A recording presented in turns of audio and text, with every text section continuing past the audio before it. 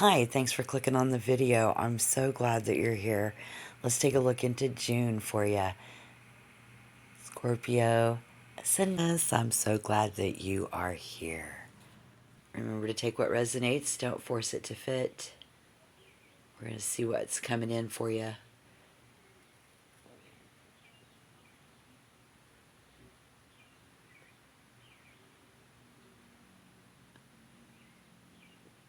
Landlocked. Look at this. The Five of Wands is coming in on the flip. So it's heavy. It's like gunk, likely social fatigue or a place of friction. And with the 10, we see the 5-5 portal. So back on May 5th, there was a gateway that opened, specifically amplifying Scorpio's ability to shed old layers. 6 of Cups, representing the old. All right, so with Jupiter entering Leo on your 10th house there, and something in your career, June 30th, probably going to be a massive surge of visibility coming in, which means that suddenly everyone is looking at you. You have the Fool in the recent past, so you likely said yes to a new opportunity recently without realizing how much work it would actually entail. And that felt like a stroke of genius at the time. Kind of left you with that road gunk, that stress, and you're trying to clean that off now. Some of you don't move unless you get to a breaking point there. I see crossing over, Ten of Wands, but you're just, I don't think you're just cleaning anymore. I think you're clarifying. Yeah. And that's what we see hidden on the bottom of the deck. It's a truth or consequences. It's kind of that moment where you stop being emotional and start being effective. Yeah. And that's what's hidden on the bottom of the deck. That 5 of Swords is the truth. Oh, everybody sees you. They see you as the strong one. If you didn't know it, that's how everybody sees you. They see you as the strong one. So again, that was 6. Going through the portal.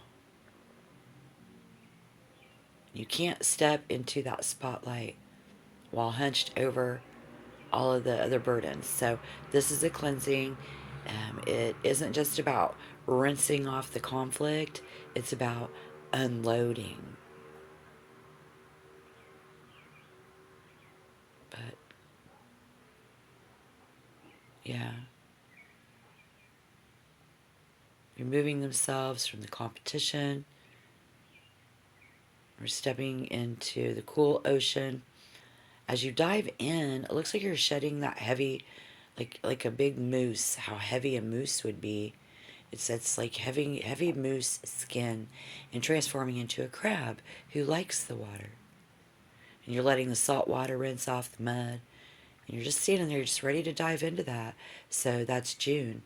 You're going to be diving into that where you can feel light, cute, and free. Because that 4 of Swords acts like that deja vu. You know, it's a deliberate pause, but it's because you've been there before with that 6 of Cups.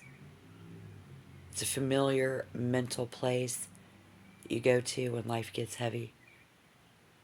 You're entering a purgatory between decisions. So with Scorpio rising, this metamorphosis is a moose realizing that the heavy antlers and the thick fur, a material status, just doesn't work in the crab's ocean. So that's why the Fool in the recent past is the reason that you're having this mammonial metamorphosis, even to begin with. See, there's this catalyst for change. Look at this. Look at this card. You're finally stopped seeing yourself as a victim and started seeing yourself as an equal player in the exchange, right? I don't have to carry the whole forest. I just have to do my part, and the ocean will provide the rest. They see your metamorphosis, and it scares them.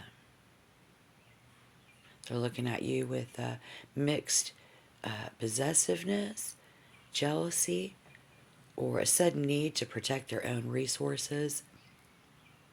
Looking at this, some people may be maybe clinging to you because they're afraid of losing that stable moose that you used to be. So don't let them. Don't let their possessiveness or rigidity pull you back into the forest. In June 2026, when the heat finally breaks, because these cards look really hot, I think you're going to transform from this heavy moose energy into this the coolness of a crab and refreshing ocean, which is perfect for Scorpio rising. Yeah.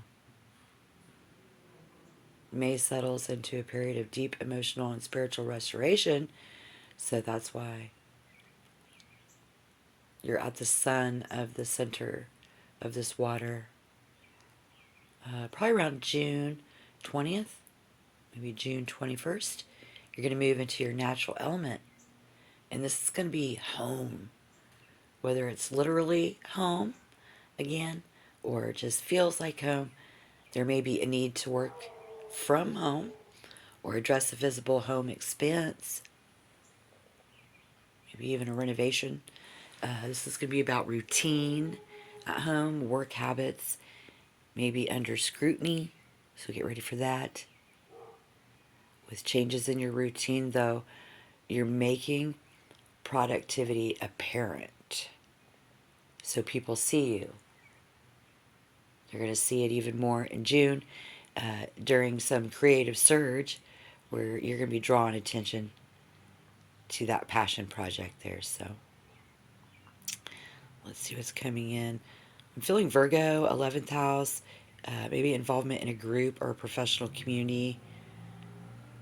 But we're moving on because you're leading to a new network connection, Spirit says. Yeah. When the Queen of Cups and the Queen of Swords appear with strength between them, it represents ultimate it's a mammonial metamorphosis. This is your armor. She is independent, logical, and has the razor sharp ability to cut through the gatekeeper's nonsense.